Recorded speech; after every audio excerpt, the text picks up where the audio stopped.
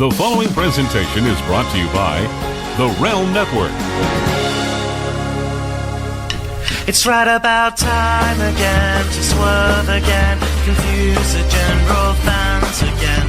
Add another swerve. Hello, everybody, and welcome to the show with Vince Russo. And I have a very special guest today, a guest of a very, very different nature.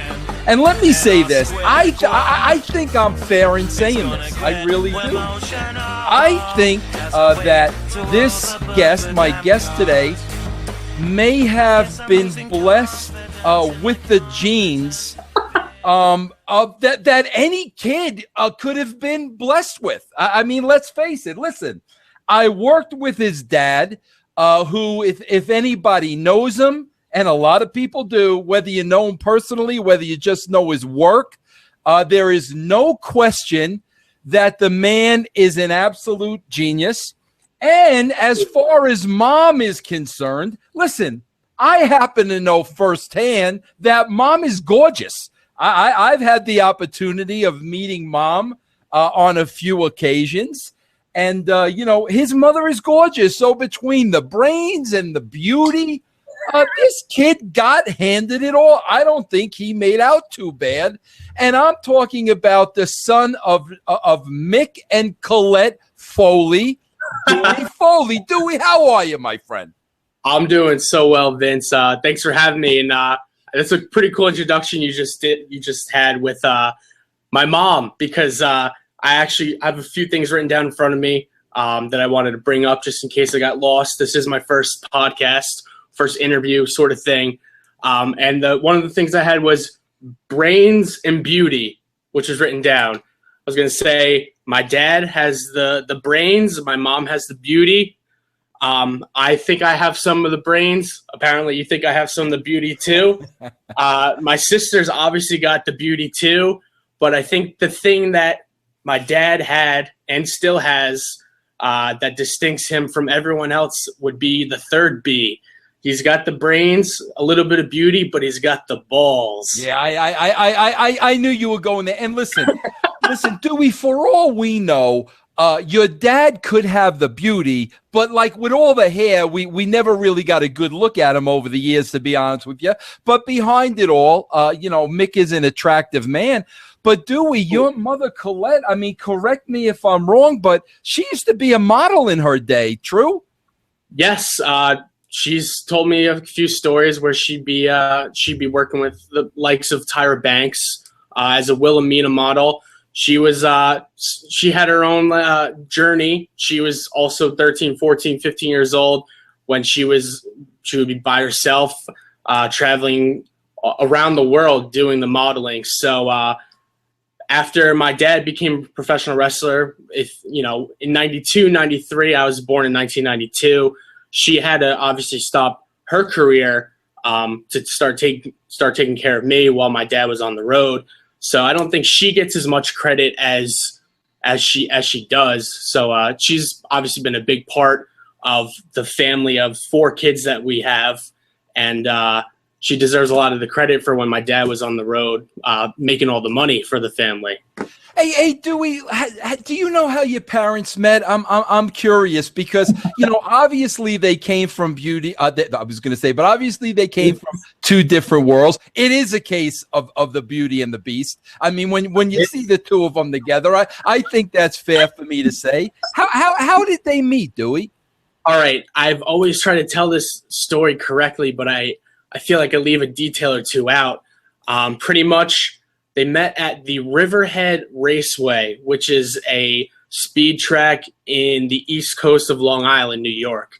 I believe my mom missed a flight, actually, that was supposed to bring her somewhere else in the United States, possibly out of the United States. She missed it, and my dad was handing out flyers throughout the racetrack trying to get guys and girls to come to, I'm assuming, a wrestling show. And my dad was very attracted to this woman that was sitting there watching the racetrack, watching the races by herself.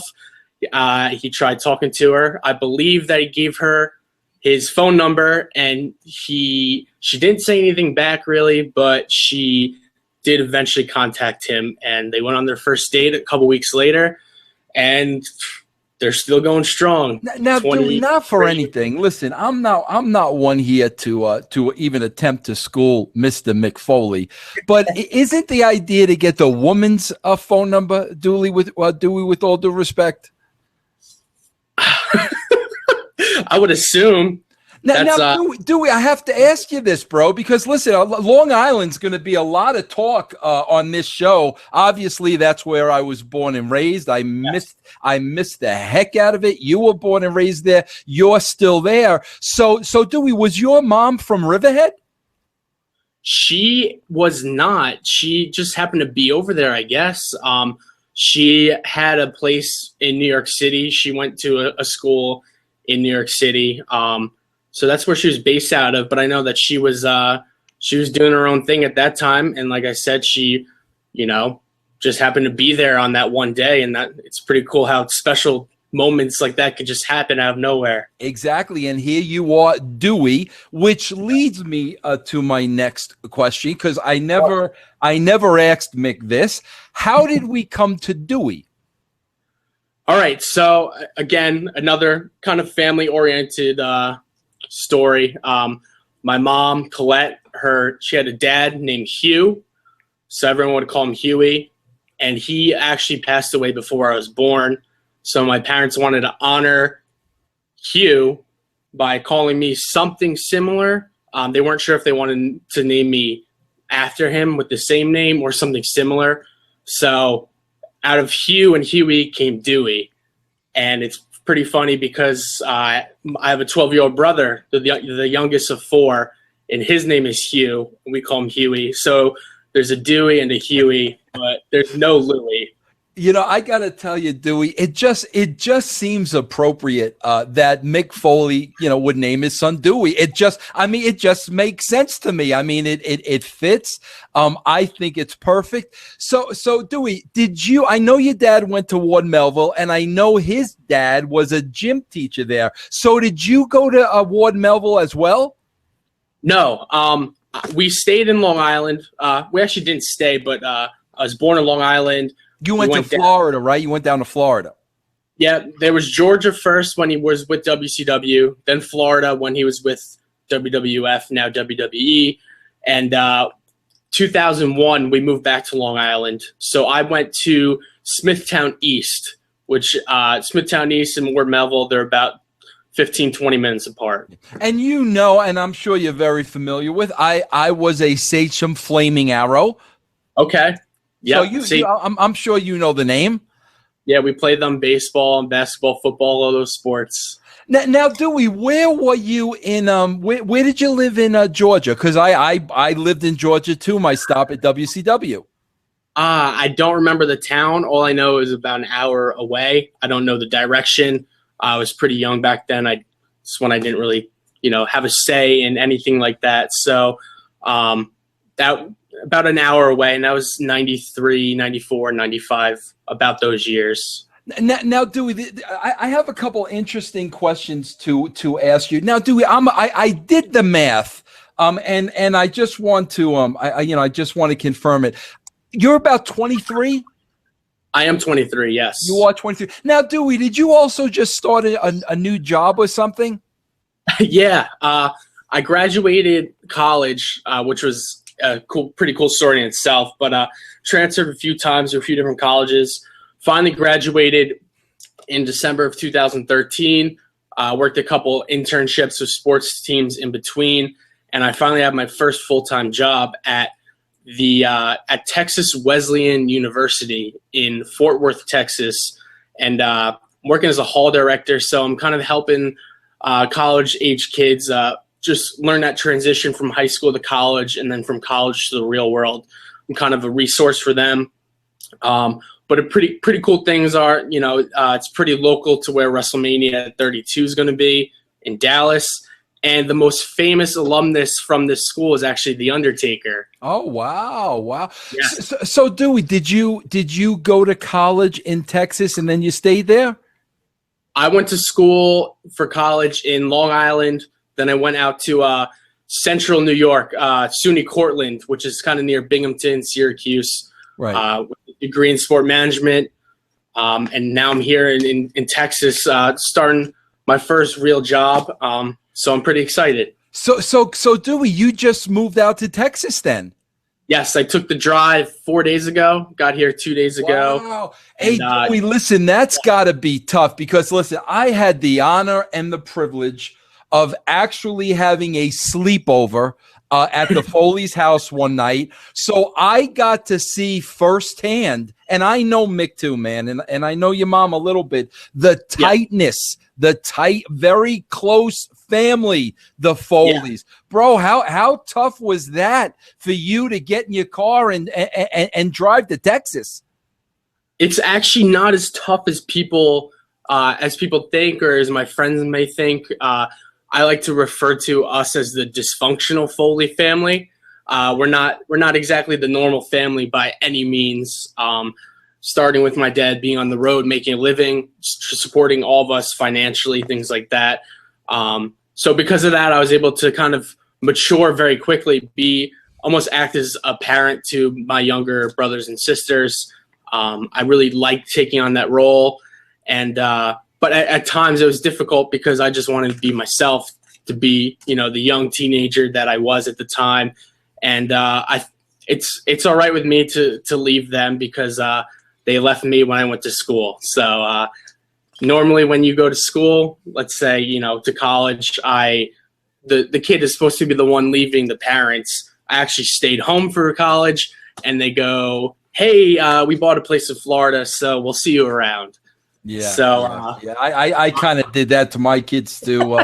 And that's what I want to talk to you about, Dewey. Dewey, I have two boys that are just a little older than you. My oldest son, Will, is 28. My youngest son, VJ, is 25 years old. Dewey, here's the thing I want to pick your brain about now. Yeah. They grew up and they were not attracted to wrestling whatsoever. They had no idea what I was doing. They never wanted to go to a show. They never watched the show. I mean, they were as far away as wrestling than you can imagine. Now, here's Dewey. Listen, I remember seeing Dewey at the shows. Obviously, we're going to talk about what you're doing now, but you from the get-go, you were into what your dad was doing for a living, correct? Definitely. I was around a lot during the times when he was a pretty big deal in WWE. I think people don't realize that from the moment he got to the WWE in 1996, he was a big deal. His first feud was with The Undertaker, and that lasted 7, 8, 9 months. And that's something on TV now we almost never see. So his full-time career with WWE wasn't very large. It was only about 4 years where he was on TV almost every week. But I've always been connected to the business. My dad, he's a family man first and then a professional wrestler. So when there were chances and when there were moments that he knew he could bring his family with him to the Californias and the Floridas to go on those Disney vacations, he made the most of it. So a lot of the reason that we were connected to the wrestling was because he brought the family to the wrestling. It wasn't something, where I would just watch him on TV. It was something where we would physically be there at the shows a lot. And obviously when you go to a sporting show, it just catches your eye. And I think that's the reason why I've stuck with watching the product for my whole entire life. Hey, Dewey, I'm going to ask you a tough question, and this is the toughest the questions are going to get. Okay, yeah, no problem. And Dewey, man, I remember this specifically, and I have to ask you this question, otherwise I wouldn't be doing my job. All right, I think I know what's coming, but Dewey, Dewey, you know what's coming. The incident with The Rock, okay, and the chair shots. Dewey, I remember having the discussion with your dad beforehand because he came up to me and said, Vince, basically laid it out and said, what do you think? And I remember saying to him, Mick, listen, if you're asking me my opinion, I said, I don't think I would be able to do something like that, in front of my own kids. I said, but they're your kids and your family. I mean, obviously you know them better than me. So I can't answer that question for you. Only you can answer it. And of course, man, everybody remembers the way it was laid out and the look on the face of you and your sister, who, if my math is correct, you're probably about 5 years old at the time. Yeah, what was that? 1999. Yes, something like that. So I think Sorry, I think my sister was about 5. I was about 6 or 7, and I remember it obviously kind of like it was yesterday. We were, I think it was like first or second row, and we're enjoying the rest of the shows. And I've always been this way where when I'm at the live shows, the last thing I want to do is see someone mess up or get hurt. Like, I'm not a praying person, but the only times when I cross my fingers and pray, things like that, are when these guys get on the top ropes or when these guys do a move that could be really dangerous. So watching on TV is different because it's more of an enjoyment factor. But when I'm actually there, it's really hard to watch. So if you can imagine it being hard for me to watch for someone that I have no relation or no, even not even being a fan of them, then watching my dad in that position was really tough. And he would always tell us beforehand, before these matches, if he was going to, maybe need our mom to close her eyes, to put her hands over her faces, things like that. So I believe we knew it was coming, that it was going to be maybe pretty bloody, that there were going to be some chair shots. But I remember watching the third chair shot, the fourth chair shot, and his hands were handcuffed, so he couldn't even put his hands up if he tried. And after the fourth and fifth ones, I was like, oh my gosh, just stop now. And then The Rock kept going and going and going. And that I wasn't expecting that many chair shots. And I feel like I believe I started crying. I think I was the last of the 3 to cry because I started crying because I was looking at my mom and my sister and almost like horror that, our dad and her husband is being, in this situation run in front of our eyes. So it definitely scared me. And I think the thing I'll always remember the most about that is heading back to into the backstage after the match. And the smell of my dad's blood was so weird. It sounds silly, but it smells like banana. It smelled like bananas, and I didn't know why it smelled like bananas. I guess that's aside from the point, but just the smell of all this blood that is that's covering his face and his hair and his shirt, and just watching him be stitched up in front of my own eyes is definitely an eye opener. And for myself, I felt like that was more scary than the Hell in the Cell match that he had the year before. Oh, Dewey, a couple of questions now, and you probably don't even remember this, but Dewey, like you were about 6 years old at the time, so we figure. Yeah. Now, Dewey, you might not even remember this, but like, do you know at 6 years old, that it's a work? I mean, do you know that like what you're seeing before you is not real? Even though it was very real, but like, at 6 years old, do you understand that the wrestling business is a work? To an extent, I did. Not to the extent that I know now and understand now. I always knew because my dad would always call us beforehand and say, like I said before, it's gonna look like I'm gonna get hurt, but I'll be okay. That was always what he would say. I'll be okay. I'll call you guys as soon as I'm done with the match. And every time but one, I believe he delivered on that promise. That was the way that my sister, my mom, and I, we would, it would reassure us that he was going to be okay. Because normally the first thing we do is call us and say, "Hey, I need stitches, but I'm all right." So yeah. Dewey, now if my memory serves me correctly, because I'm going to tell you a story here. I think you don't know, but you were at the Hell in a Cell match too, right? I was not. Oh, you weren't. Let me tell you a story about that night, bro. You'll appreciate this, okay? All right. Dewey, I'm in the back and I'm watching this match. I have no idea what your lunatic father has laid out with The Undertaker. That wasn't my thing. When they got into their matches, the talent laid out their matches. So I'm watching on a monitor in the back like everybody else, Dewey, and I'm gasping. I'm like, I'm scared to death for your dad, right? So, Dewey, I remember the match was over. And I'm waiting for him to come in the back, and they wheel him through the back on the gurney. And I'm sure you remember this name, Dewey, because when you meet him, you can't forget him. But Francois was there. You know Francois, right? The doctor, right? Yeah, the doctor. Yes. So, bro, Francois is there working on Mick. They wheel Mick to the back. He's looking at Mick, blah, blah, blah, blah, blah.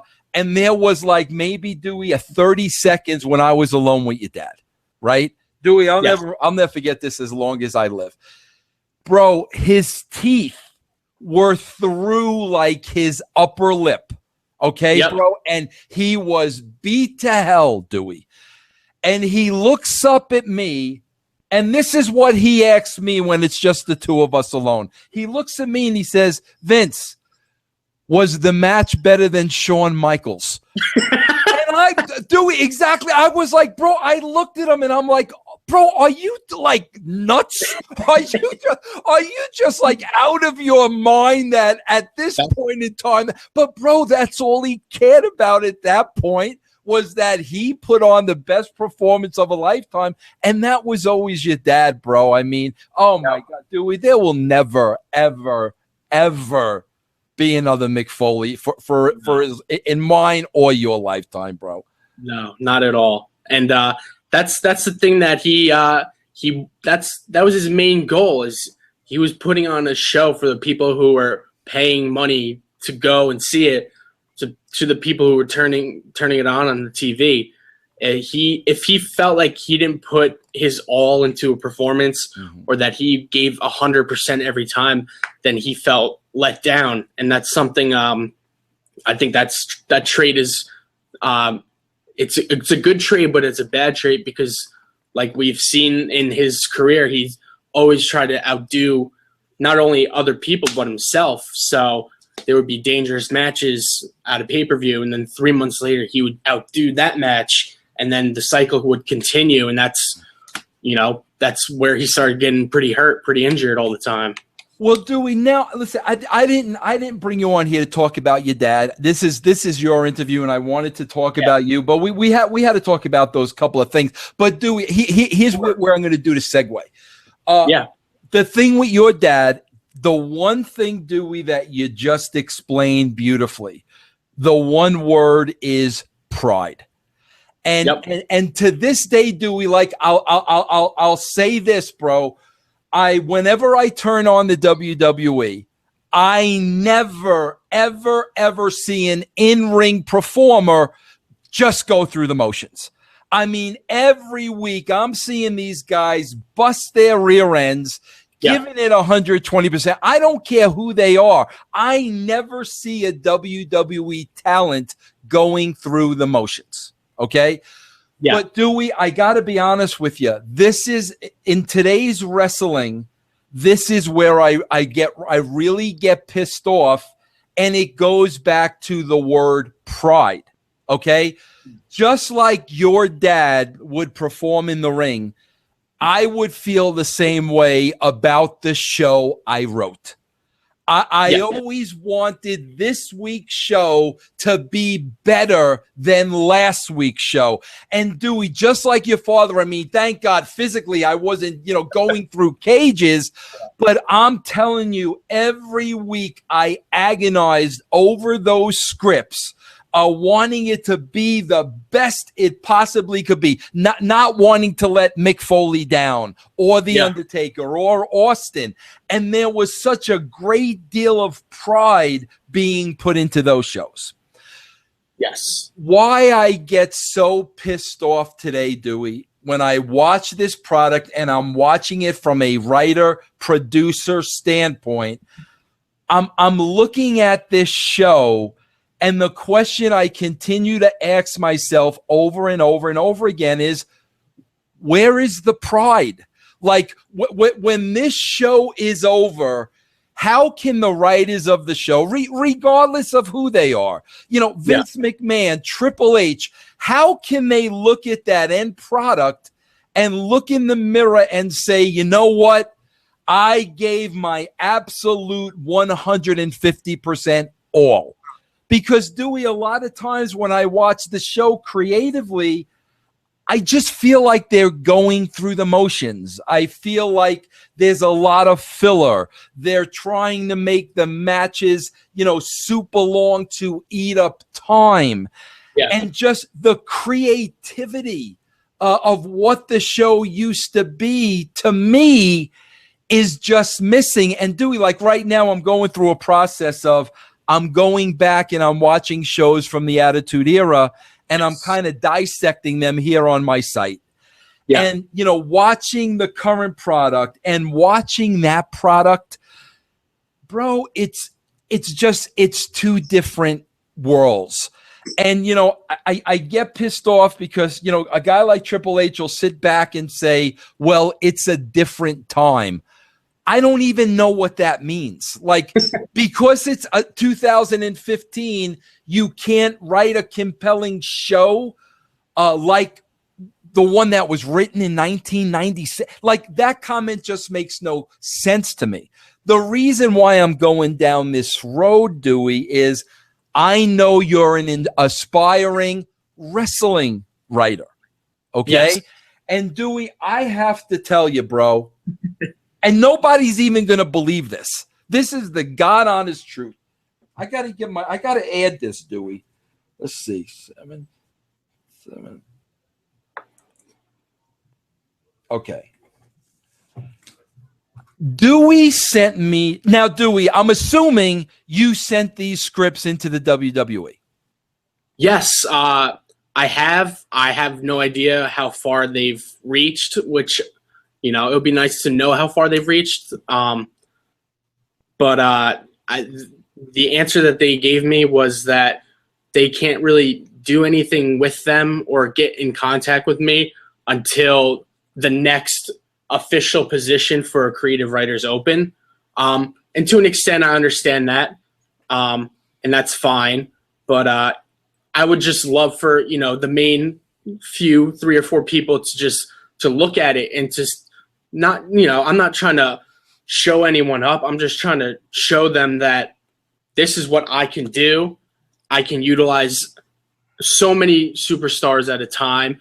I can put on what I hope it looks like I can put on a 3-hour Raw without it looking like it's too stretched out. I can use tag teams correctly, the tag team division. That's the first thing that was my starting point when I started writing my first writings back in November of 2014. And also I think that I could prove through my writings that I know how to use the women correctly. And it's just something where I wish I could get that opportunity to allow them to see them and just to explain myself and to see if there was be any chance that I could jump on board even for a little bit just to see what it's like. I know everything's different now than when it was when you were over there, but I just want to see what it's like, and I would love to get a fair chance at it. And I think having my dad who he is, I wish that would be a help and an advantage for me to get that chance. I don't know if it is, to be honest, but that you see what my dad did in the ring, whether it was wrestling or with the microphone, and the way that he worked with that microphone is, I think that's the way I think as well in real life and with these writings. And I wish that they would just, those few people up top could check them out and give me a call. Dewey, can I be brutally honest with you? Yes. I love your dad. We're Long Island boys. I want to talk to you and have a conversation with you like you're my own son. Yes. Okay. Here's the deal, bro. Listen to me. First of all, everybody, I want you to understand. This is why I had to do the math. I am not exaggerating. Okay?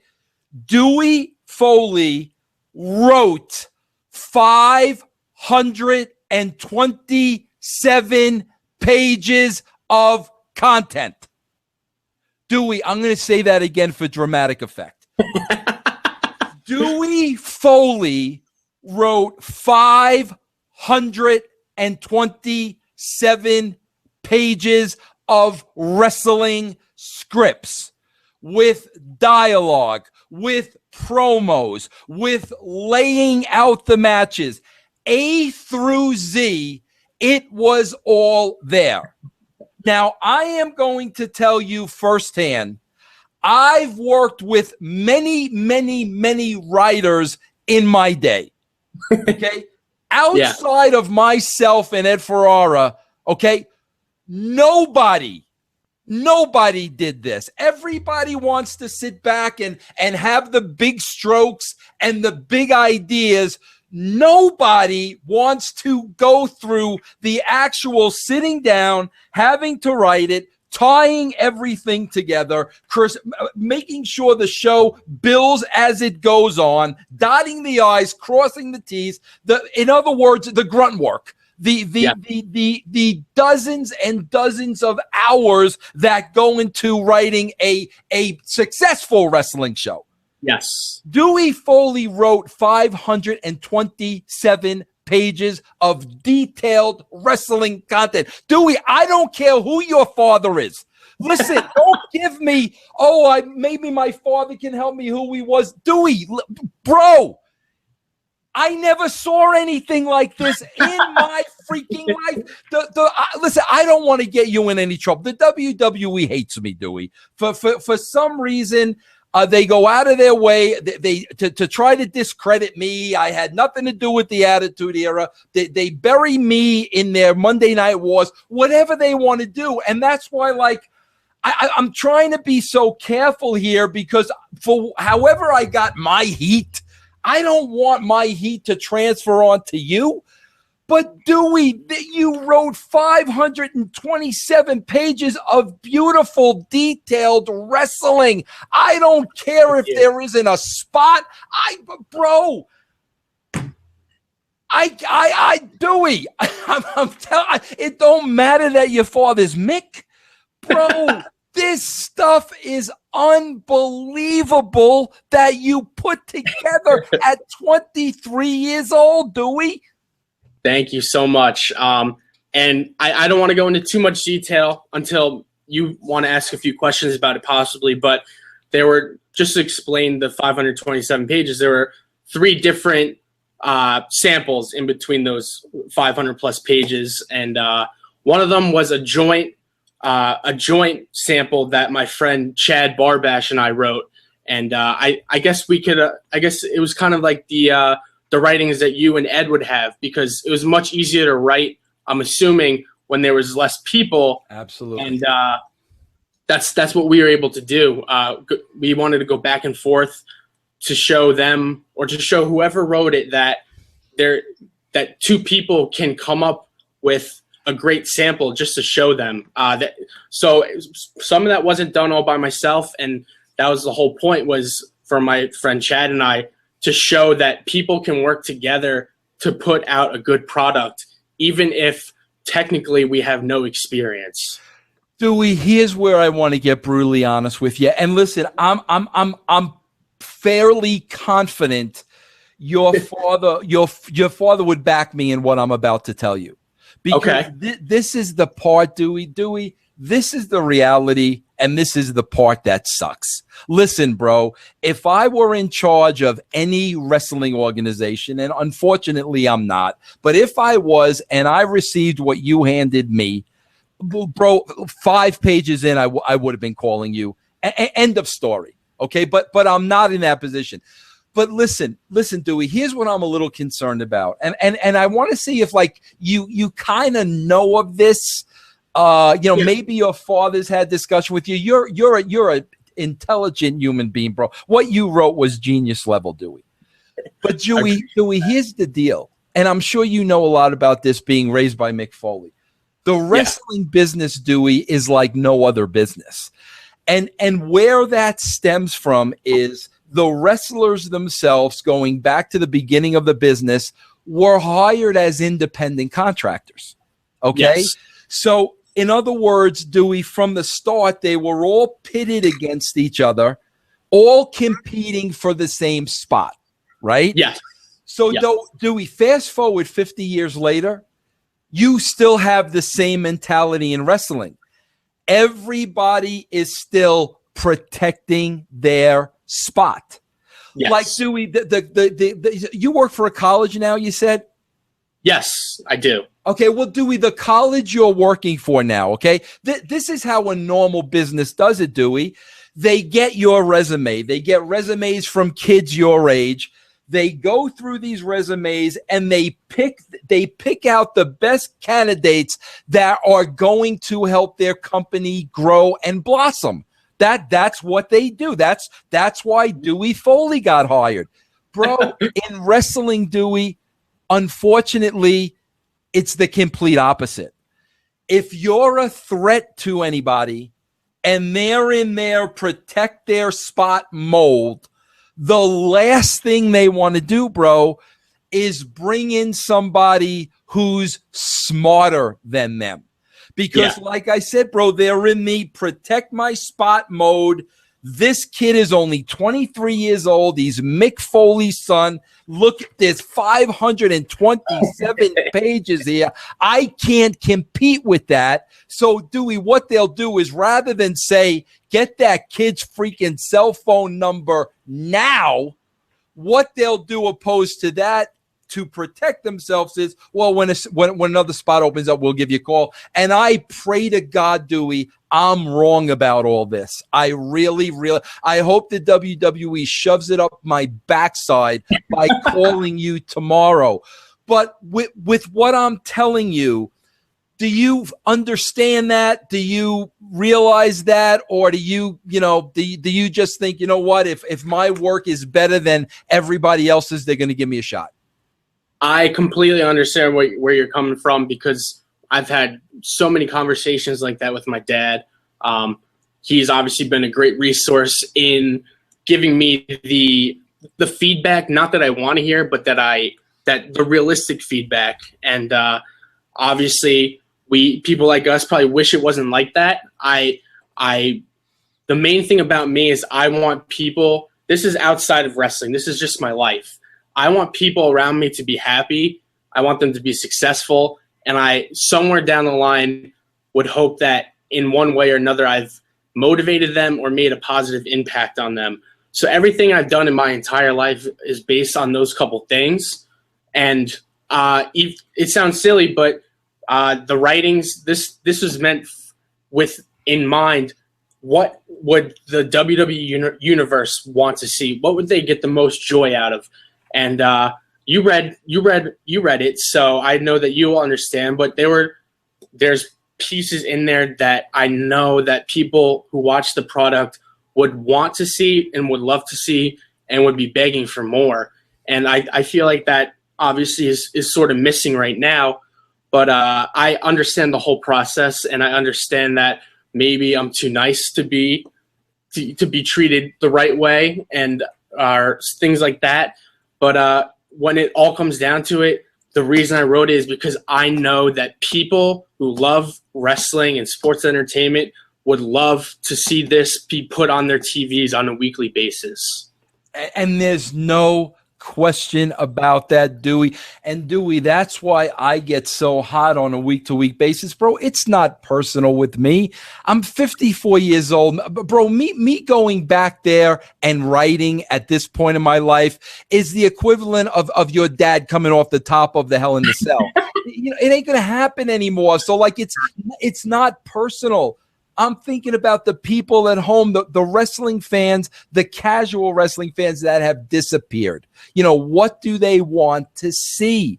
So I hear you loud and clear, Dewey.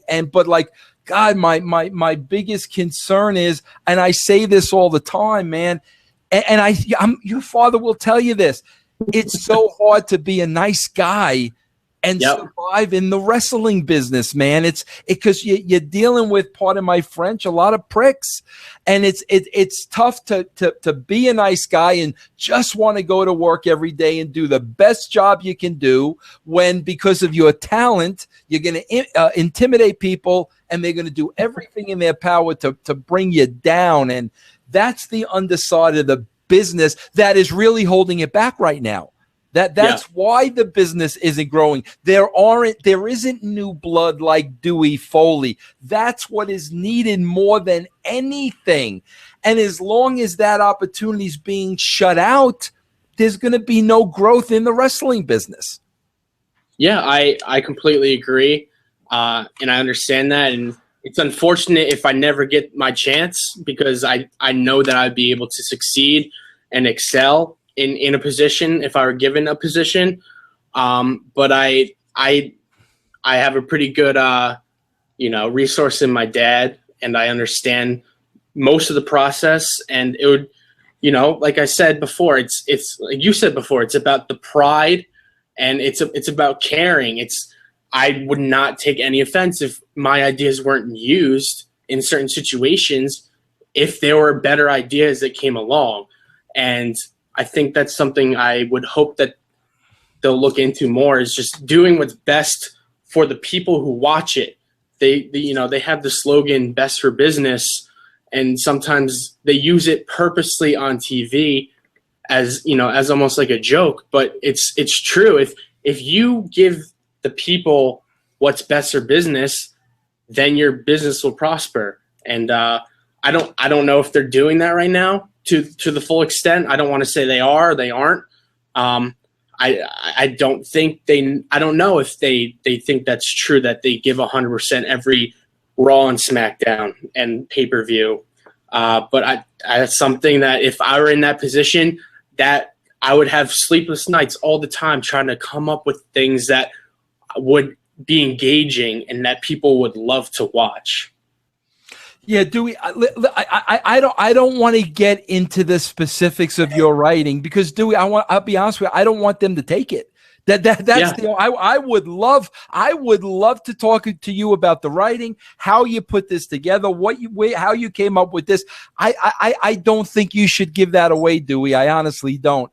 Dewey, I have to ask you this question too. I don't know if there is a truth to this. I don't know if it was a rumor or a hearsay. I don't know. Dewey, Okay. I had to do research on you, to get all the information that I could. And I stumbled across a said Facebook blog that was written by you, and it was kind of some feelings you had towards Triple H, and like you were almost addressing him in this blog. Do you know what I'm talking about? And was that indeed you?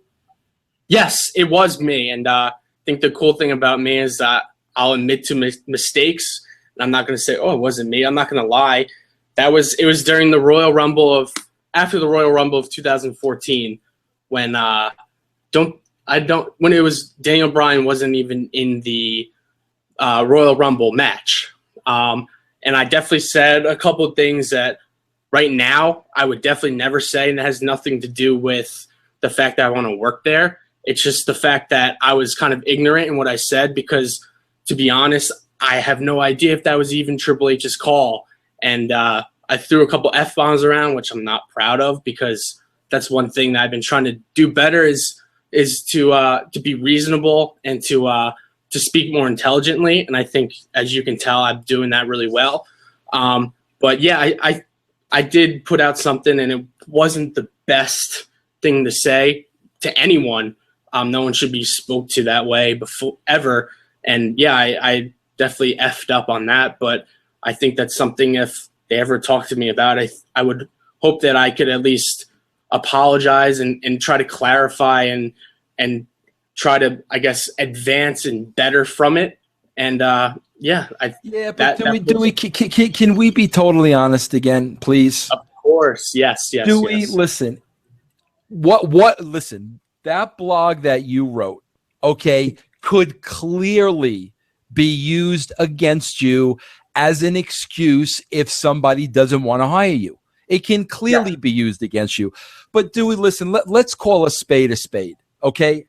I read that same blog. And, bro, I wasn't even watching wrestling back then, so I don't know the Daniel Bryan story. I don't know any of that stuff. Dewey, and this is why I don't think you should apologize for it. Because, Dewey, when I'm reading the blog, you know what's coming across to me? The freaking passion. The passion for this guy to write a blog like this, sitting at home behind a computer, the passion of how much he cares about what he's writing about. That's what I'm taking from it. I'm not going to take personally what you're saying, because at the end of the day, Dewey, that's your opinion. You know, maybe you dropped F-bombs and you shouldn't. But, like, that's your opinion. That's how you felt at the time. So what I'm taking out of it is, oh, my God, look at the passion, that this kid has. So, like, I don't think you need to apologize for that, bro. I mean, I really don't, because, listen, Dewey, whoever is going to look at that, they're going to look at that with their own spin on it. No matter if you apologize, no matter if you say, I don't take anything back, they're going to look at it with their own spin. And like I said, if at the end of the day, man, if I hire this kid, he'll be my boss in a year, they're going to use that against you. So I just want you to know, me reading that, I mean, I could see just how much you really cared. And, bro, your dad knows you can't teach somebody passion. No, not at all. And, like, I wrote that as a fan more. This is well before I even would consider working as a creative writer for them, or even thought about writing as a strength of mine. And, maybe I shouldn't apologize. I don't exactly apologize for the whole statement, just, the colorful language I used and not speaking more intelligently. I did speak more, pretty ignorantly about that, but that's the best part about me, is my passion, that I care, that I have pride. And I guess somewhere down the line in their product, I feel like they've lost that.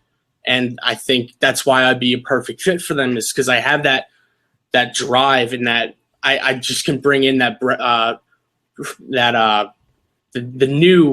newness, the new feeling that they've been feeling, that they've been missing. And I don't know, I think that I'd be a good fit for them.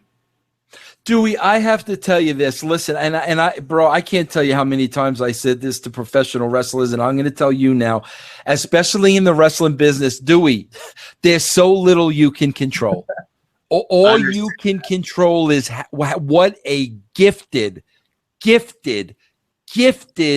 writer you are, and what a imagination you have, and the detail, bro, and that's all you can control. Period. At the end of the day, from that point on, it is totally out of your control. But that's why I want to tell you, bro, listen, you can't stop writing, Dewey. I don't care whether they never call you. I don't care, bro. There is such a rich gift there. Dewey, I'm telling you right now, listen to me. Yes. If you started a mock federation on the computer, right? And you did this with your buddy, and bro, you got some comic book artist or somebody to create these characters for you that you have in your mind. And every week, you wrote a 2-hour television show, and they saw what the characters look like, and they read your stories. Bro, you'd make a fortune doing that, Dewey, because here's the problem. That's what everybody wants, and nobody's getting. So I just pray to God, Dewey, like you don't hope for them to call, and then if they don't, that's just the end of this unbelievable gift that you have. Yeah, I'm never gonna stop writing. I mean, I've written my whole life. I was always a kid in school that the teacher would tell us, write at least 2 pages for an essay, and I'd come back with 10 or 15. I remember writing a 30-page final for the expectation was 2. I've always been pretty good with words on paper.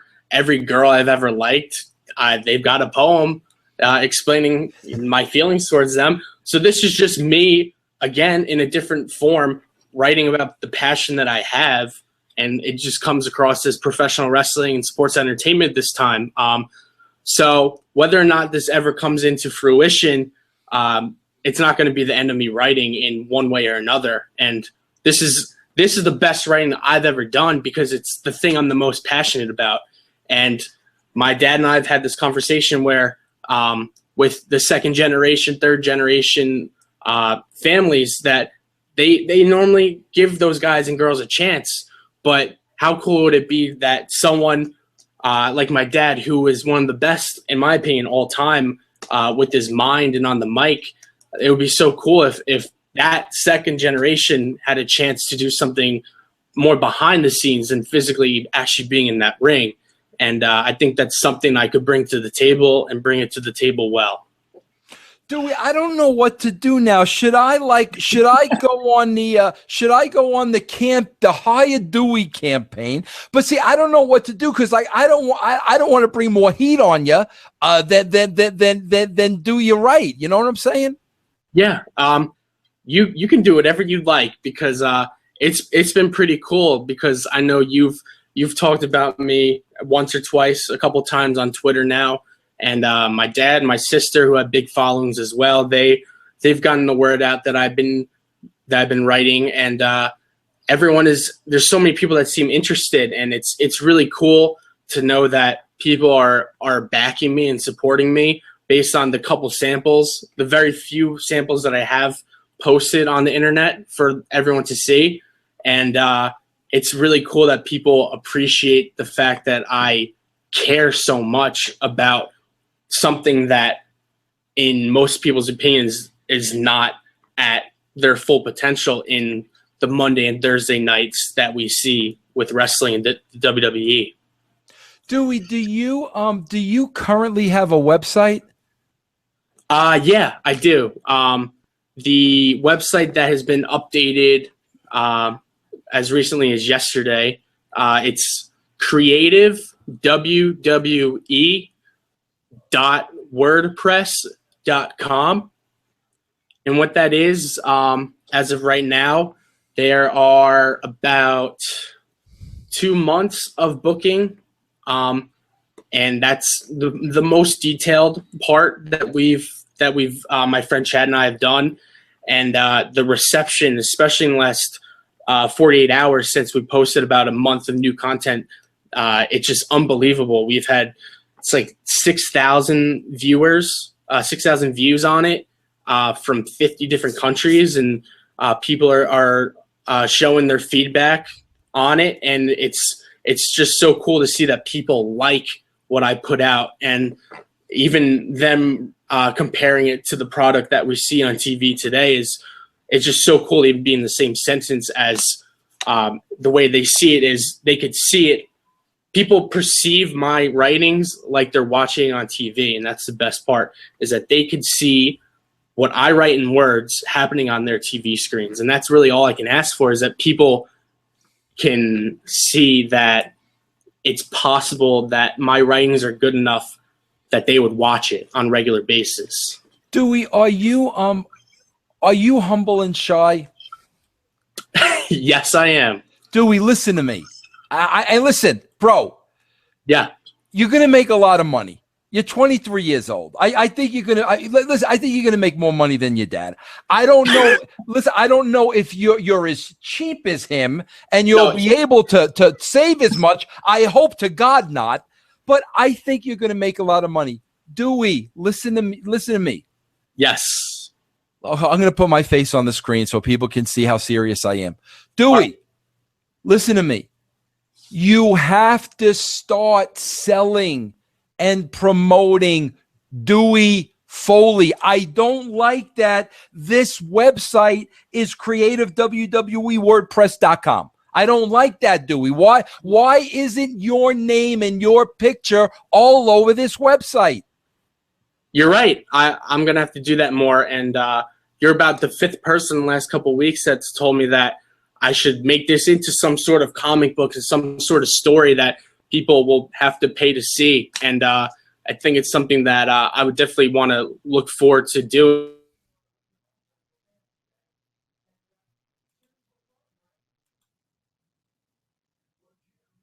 Hello?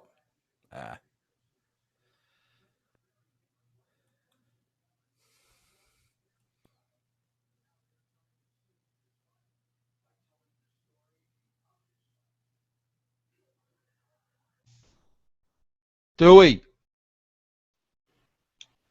Hello? Hey, I guess something went wrong. That's okay. I'll edit that. I'll edit that. Finish. Yeah, that's not a problem, bro. Just finish what you were saying. I don't want to interrupt your train of thought. No problem. Yeah, in the last couple of weeks, a whole bunch of people, including yourself, have talked about this idea that I should start keeping what I write and selling it in versions like comic books, or I've even heard like a regular book format where they can read the samples, which would probably be new samples in if I wrote these things, and part of it would be the samples, and the other part would be how I got to that and how my mind has worked through it. And it's pretty cool to know that someone like you has that opinion on my writings, that they're worth money in one way or another. And it's really cool that a couple other professional wrestlers have thought the same and expressed that to me.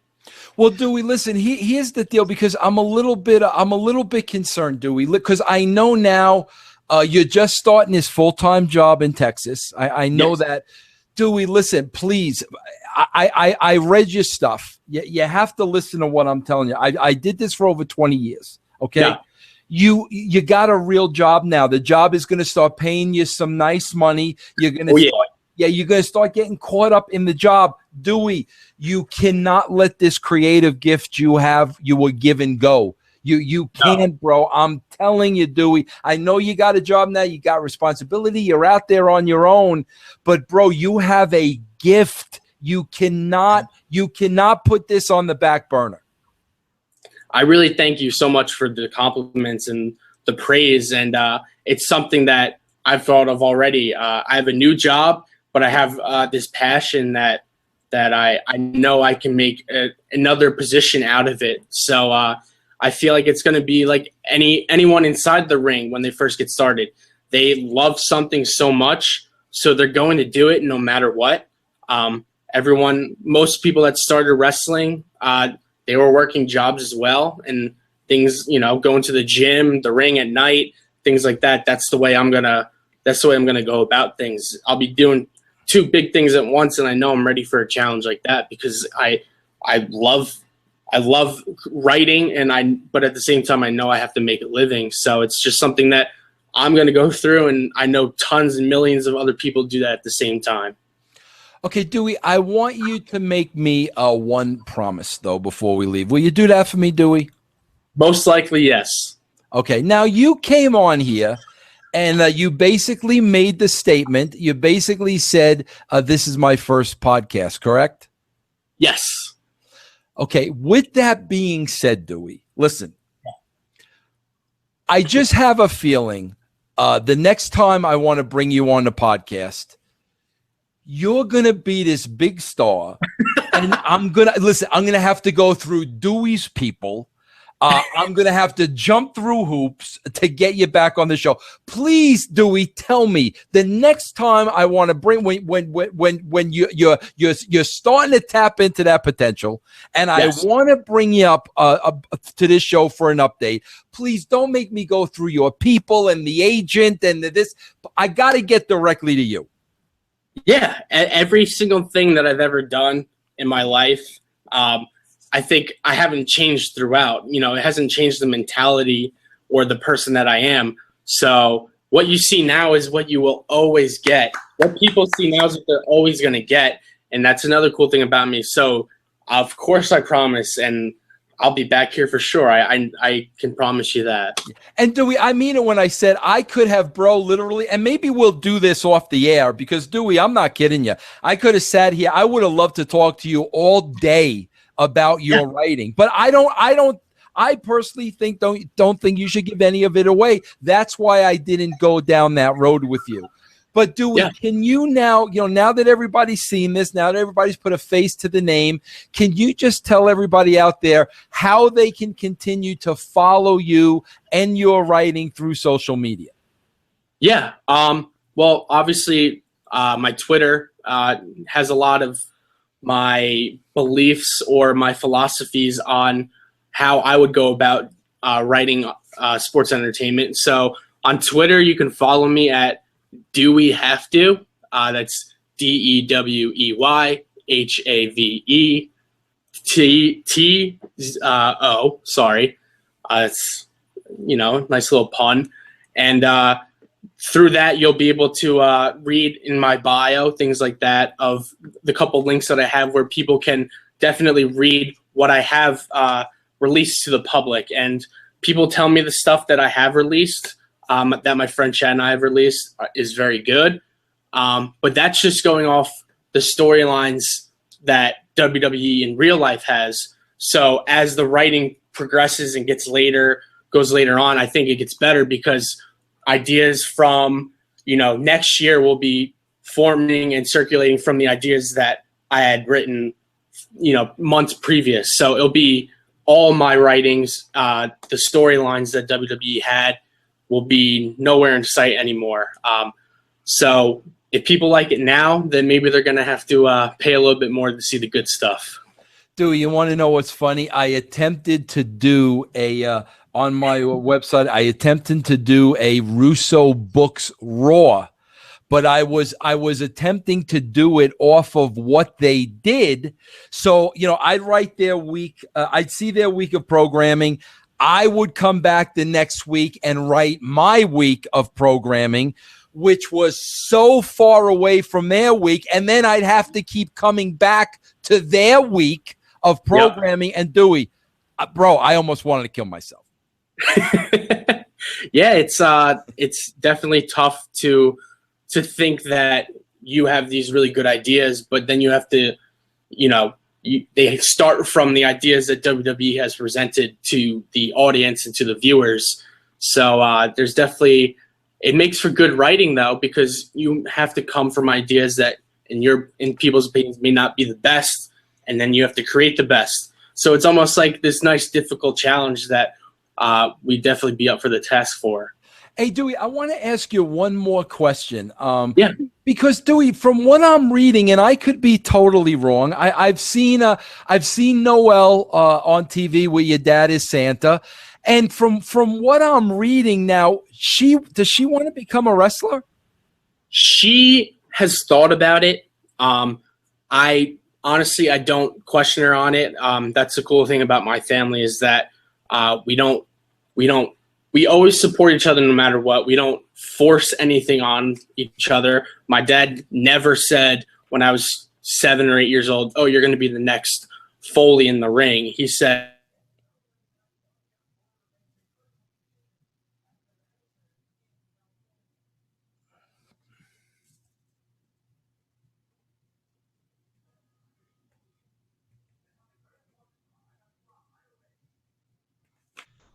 Hello? Dewey, you back? back. Okay, yeah, no, I wrote down, you basically said, that your father never said that you had to be the next Foley in the ring. And he said, go ahead, finish up. He supported whatever we did. When I was younger, for some reason, I thought I was black, based on the fact that my mom was very tan. So I thought I was half black. So I thought I was going to go to the NBA. And my dad said, "You're not black, but if you think you're going to go to the NBA, then I support that." So that's just the kind of family we've always been. But my sister, she's obviously a very good-looking girl, and she has a very cool personality. I'm more on the intelligent side, but she's more on the funny, kooky side, which is awesome to be some sort of on-air personality. So at the very least, she wants to definitely work in modeling and TV, and hopefully that for her that works into something with professional wrestling, whether it's getting in the ring as an entertainer, as a wrestler, or just an on-air sort of superstar. Now, but Dewey, now was there ever a time where you wanted to actually be a wrestler, or did you always want to go down this road?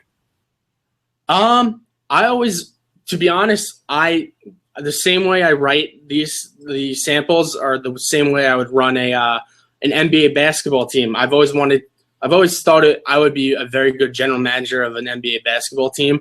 I've got the mind for it. And again, it's figuring out who works well with who can do this with that.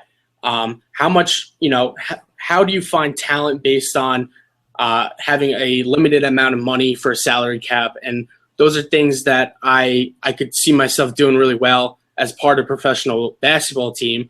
So I gave that dream up about 2 years ago when I realized that I didn't have $500 million to invest in a team. I was never a former player or coach, but if someone asked for my opinion, I would tell them my opinion on basketball, and I believe it would blow them away. Bro, with all this money your dad saved penny pinching for all these years, he can't buy you the Knicks and let you run the Knicks next season? The Knicks should not have to be purchased for me to work with them. They should be calling me right now because their team is in disarray, and I think Phil Jackson should know what I want to. He should get in contact with me. Yeah, there's no question about that. Listen, any company, Dewey, should get in contact with you. But listen, man, I want to listen. The world, the old Tony Montana, the old Scarface, bro. You're a 23-year-old, and the world is yours. Listen, Dewey, whatever you want to do, man, the world is absolutely yours. And here's what I'm really getting a kick out of, Dewey. I'm being totally honest with you now as we wrap up this interview. Okay, I swear, bro, knowing your dad and being around your mom a little bit, bro, I just think it's absolutely just wonderful that Dewey Foley turned out the way he did. I mean, bro, all the bumps your father took and everything he went to, and as great as he was, I think at the end of the day, this right here was one of his greatest accomplishments, and he would be the first to say that. I really appreciate that. He's done so much for me. My mom has done so much for me, and those bumps have started to become. They're starting to take a price on him. So the way that he cared for me when I was younger, when he gets older, it's the same way I'm going to care for him. So the least I can do is return the favor for him being such a good person to me. Yeah, well, Dewey, you're a great kid, man, and I wish you all the luck in the world. And I know, man, firsthand, I talk a lot about politics, but I also know you cannot keep talent down, and you are loaded with talent, Dewey. So listen, I want to say one more time, the creative WWE WordPress.com. That's where we can read some of these storylines, right? Yes. There is a period in between the creative WWE and WordPress. Okay. So like I said, if you want to just get onto my Twitter, it'll be very accessible and very easy to find. All right. Well, Dewey Foley, thank you so much for joining us today. Don't leave because I want to give you a personal goodbye. But is it okay that we just stay in touch with you to see how the career is going? Yes, of course. I really appreciate you having me on here, and even being on this one podcast could mean a lot for me and a possible career in whatever I decide to do down the line. Well, Dewey, thanks for joining us. You're a great human being. Your parents and your family. I wish you all the luck in the world. And everybody, we'll be back here next week. Same bad time, same bad channel. See you then.